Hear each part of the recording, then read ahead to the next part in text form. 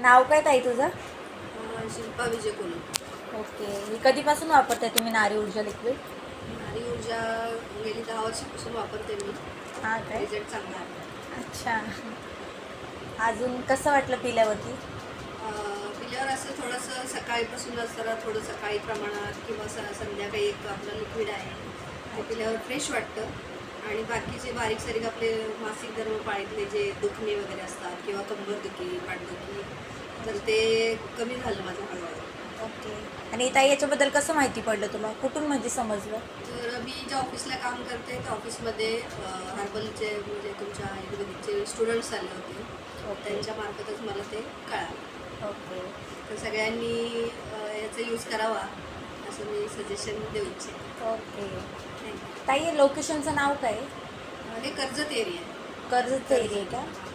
Okay. म्हणजे तू suggest करशील सगळ्यांना हे पिण्यासाठी? हो हो, नक्की नक्की. कारण मग आपल्या चालू लाईफस्टाईलमध्ये आपल्या सगळ्या महिलांना याची गरज आहे. कारण आपण पोषक आहारावर फार कमी लक्ष देतो. धावपळीचं आयुष्य आहे आपलं. तर आपल्या महिलांनी स्वतःच्या आरोग्याकडे जाणीवपूर्वक लक्ष देऊन ह्याचा वापर करावा असं मला वाटतं. ओके चालेल. थँक्यू. थँक्यू.